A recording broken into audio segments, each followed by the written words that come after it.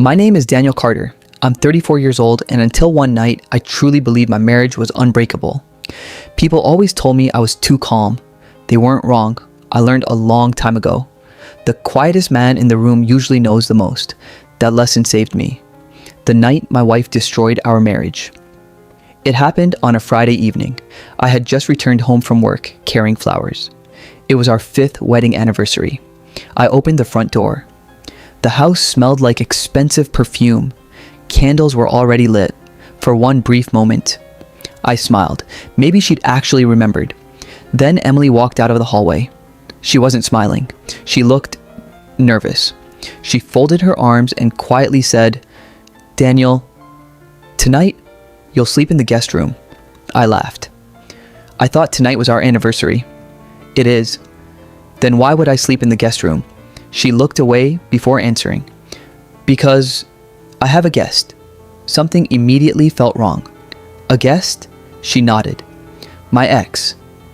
The room went completely silent. I honestly thought she was joking. Then, the front door opened again. A man walked inside carrying a suitcase. He looked at me, then at Emily. Emily forced a smile. "Daniel, this is Ryan." Ryan extended his hand. "Good to finally meet you." I didn't shake it. Not yet. Instead, I looked at Emily. "You invited your ex to spend our anniversary night in our house." She took a deep breath. "He's only staying one night. His hotel reservation got canceled, and the guest room has plumbing problems." I stared at her. "So, you want me to sleep in the guest room?" She slowly corrected me. "No. I want Ryan to use our bedroom. You'll take the guest room." For a second, I honestly couldn't believe what I just heard. My own wife had given our bed to another man. Ryan awkwardly said, "If this makes you uncomfortable, I can leave." Emily quickly stopped him. "No, you'll stay." Then she looked at me. "Please don't make a scene." I looked from her to him, then back at her again. Finally, I smiled. "You're right. I won't make a scene." Emily looked relieved. She honestly believed I'd accepted it. She had absolutely no idea that I had already noticed something that neither of them realized I'd seen. And from that moment, everything changed. If you've ever been betrayed by someone you trusted, subscribe now, because this story is only getting started. The camera she forgot about. I walked toward the guest room, closed the door, and quietly locked it behind me. Then I smiled again. Not because I was happy, because Emily had forgotten one very important thing. 3 months earlier, we had installed a smart home security system after a series of neighborhood break-ins. The indoor cameras weren't hidden. She knew exactly where they were, but she also believed I disconnected them weeks ago. I hadn't. I simply stopped talking about them. I opened my phone. The security app connected instantly. Living room. Ryan had already placed his suitcase beside the couch. Emily nervously looked toward the hallway, making sure I was gone. Ryan laughed. "So, he actually believed your story?" Emily shook her head. "No, he never believes anything that quickly. He just doesn't show it." Ryan smiled confidently. "Either way, tonight changes everything." My fingers tightened around the phone. What did he mean by that? Emily suddenly whispered, "Promise me something." Ryan looked at her. "Don't mention the documents." My heartbeat instantly doubled. "Documents?" Ryan nodded. "They're still in my bag. No one knows." Emily looked terrified. "If Daniel finds them, it's over." I replayed that sentence 3 times. "If Daniel finds them, it's over." Whatever was inside that suitcase, it wasn't clothes. I quietly switched to another camera, the hallway. Ryan picked up his suitcase and walked toward my bedroom. My bedroom. The room I'd spent years building with my wife. The room where we'd planned our future. He opened the door, walked inside, and closed it behind him. Emily followed. For almost 20 minutes, neither of them came out. I couldn't hear every word, only small pieces. Tomorrow. Lawyer. Signature. He must never know. Every sentence made my stomach twist tighter. I wanted to kick that bedroom door open. I wanted answers. Instead, I forced myself to stay seated. Anger wins battles. Patience wins wars. Around midnight, Ryan finally came downstairs. He carried his suitcase again. Emily whispered, "Be careful." He smiled. "No one suspects anything." Then he left the house. I immediately stood up. This was my chance. I quietly walked into my own bedroom. Emily was already asleep, or at least pretending to be. I ignored her completely. Instead, I searched every corner of the room. Nothing. Then I remembered. Ryan had taken his suitcase back with him. Whatever those documents were, they had left the house. I was about to walk out when I noticed something lying underneath our bed. A small black object. It wasn't mine. I bent down, picked it up, and my blood instantly ran cold. It was a USB flash drive. Ryan had dropped it without realizing it, and whatever was inside was important enough to destroy my marriage. I slipped it into my pocket without making a sound. Emily opened one eye. Couldn't sleep? I looked at her, smiled calmly, and answered, "No. I actually think I'm going to sleep very well tonight." She smiled back. She thought she was still in control. She had no idea the biggest mistake of her life was now sitting inside my pocket. What was inside the USB changed everything. I waited. Not 10 minutes, not an hour. I waited until 6:15 the next morning. Emily was still asleep. I quietly walked into my office, locked the door, and plugged Ryan's USB drive into my laptop. For a few seconds, nothing happened. Then, a folder appeared. Its name was only 2 words. Daniel Carter. My heartbeat stopped. Why would Ryan have a folder with my name on it? I clicked. Inside were dozens of files, photos, PDFs, bank records, phone screenshots, voice recordings. One file immediately caught my attention. Final transfer agreement. I opened it. The first page made my hands go numb. It was a contract. My wife had secretly agreed to sell 50% of the company I inherited from my father. Not to a stranger, to Ryan, without my knowledge. I couldn't believe what I was reading. Emily didn't just betray my trust. She was trying to steal my future. I kept scrolling. There were emails between them dating back 8 months. Ryan. Once Daniel signs the vacation document, everything becomes easy. Emily. He'll never read them. He trusts me. Another message. Ryan. After the transfer, we disappear. Emily. Give me a little more time. I leaned back in my chair. Everything suddenly made sense.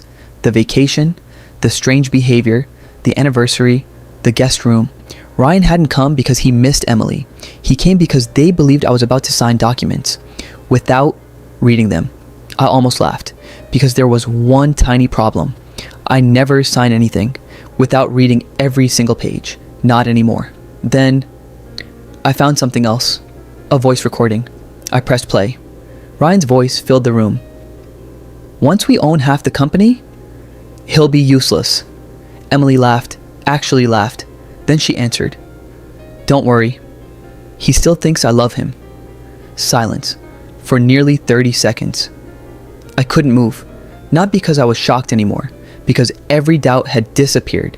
There was nothing left to save. No misunderstanding, no secret medical emergency, no hidden surprise. This was betrayal, pure and simple. I slowly copied every file onto my laptop, then uploaded everything to encrypted cloud storage. 3 backups. No mistakes, no second chances. Just then, someone knocked softly on my office door. Emily. Daniel? What are you doing? I closed the laptop, walked to the door, opened it. She smiled nervously. I was thinking, maybe tonight we could still celebrate our anniversary. I looked into her eyes, the same eyes I had trusted for 5 years. Then I smiled. Of course. We'll celebrate. Her shoulders relaxed. She kissed my cheek. I knew you'd understand.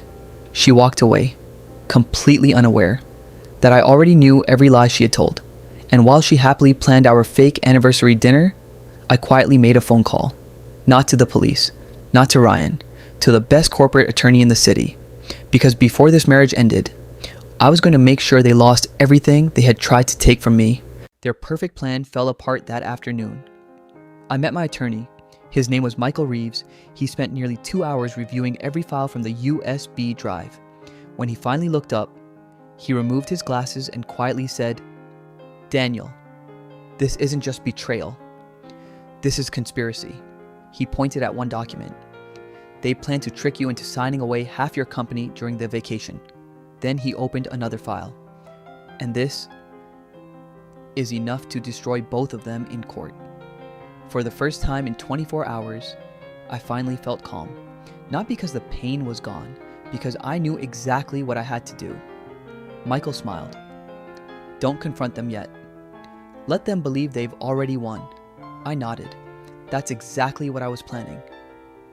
That evening, Emily looked happier than she had in weeks. She had decorated the dining room, candles, wine, soft music. Ryan wasn't there. At least, that's what she wanted me to believe. Halfway through dinner, she reached into her purse, pulled out a blue folder, and smiled sweetly. I almost forgot. "I need your signature." There it was, the moment they had been planning for months. I looked at the papers without touching them. Emily laughed. "Relax. It's just the paperwork for tomorrow's vacation." I slowly opened the folder, exactly as I expected. 32 pages, hidden between harmless travel documents, was the ownership transfer agreement. If I signed everything without reading, Ryan would legally own half my company. Emily gently pushed the pen toward me. "Come on, we'll miss our flight tomorrow." I picked up the pen. Emily smiled. She thought she had won. Instead, I quietly closed the folder. "I'm not signing." Her smile disappeared instantly. "What?" I said, "I'm not signing." She tried to laugh it off. "Daniel, you're overthinking this." I looked straight into her eyes. "No, for the first time, I'm thinking very clearly." She froze. I slowly reached into my pocket, pulled out the USB drive, placed it on the table. The color drained from her face. She recognized it immediately. Her voice barely came out. "W, where did you get that?" "I think..." Ryan dropped it. She stood up so quickly. Her chair crashed onto the floor. "Daniel, I can explain." I calmly interrupted her. "No, you can't." Because at that exact moment, the front door opened. Ryan walked inside, smiling. "I forgot one." He stopped. The moment he saw the USB drive, his entire face turned white. Neither of them spoke. Neither of them moved. I simply looked at both of them and smiled. Then I said the one sentence neither of them had prepared for. "My attorney already has every single file." The room fell completely silent, and in that silence, their perfect plan finally collapsed.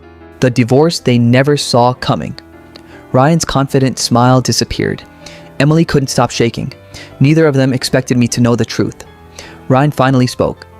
"Daniel, let's be reasonable." I laughed. "Reasonable? You spent 8 months planning to steal my company. And now you want reasonable?" Emily burst into tears. "It wasn't supposed to happen like this. I never wanted to hurt you." I looked at her. "For months, you looked me in the eyes every morning and lied. You kissed me goodbye and then secretly planned my future with another man." She collapsed into the chair. "I'm sorry. I was scared." Ryan quickly interrupted. "Emily, stop talking. That was his biggest mistake." I smiled. "You should let her talk. Because everything she's saying is being recorded." Both of them froze. I pointed toward the living room shelf, the smart home camera, the one Emily thought I disconnected weeks ago. Ryan whispered, "You told me those cameras didn't work." Emily slowly turned toward him. "I thought they didn't." I calmly picked up my phone, pressed one button. The footage began uploading directly to my attorney. Then I made one final phone call. Within 15 minutes, 2 investigators from my company's legal department walked through the front door. Ryan immediately tried to leave. One of them blocked the exit. "I'm afraid you're not going anywhere." His face turned pale. Emily started crying uncontrollably. "Daniel, please, I'll fix everything." I quietly shook my head. "No, you don't get to fix betrayal. You chose it. She fell to her knees. I still love you. I looked at her for a long moment. Then I asked one question. If Ryan hadn't dropped that USB, would you have ever told me the truth? She couldn't answer. That silence was the only answer I needed. I reached into my briefcase, pulled out another folder. This one, prepared by my attorney only hours earlier. I placed it in front of her. She looked down. Her hands started trembling. Divorce papers. She stared at me in disbelief. You already... Yes, I signed them. And now, it's your turn. She completely broke down. I'm begging you. Don't end us. I calmly answered, you ended us the moment you asked me to give my bed to another man. She covered her face and cried harder than I'd ever seen, but for the first time, her tears no longer affected me. I watched her sign the papers, one page after another. When she finished, I picked them up, closed the folder, and quietly said, Goodbye, Emily. Without looking back, I walked out of the house, not as a defeated husband, but as a free man. I lost a marriage that night, but I saved my future. Sometimes, the hardest goodbye is the one that finally saves your life. If this story kept you hooked until the end, don't forget to like, subscribe, and turn on notifications for more unforgettable family drama stories. Question, would you have forgiven Emily or signed the divorce papers too?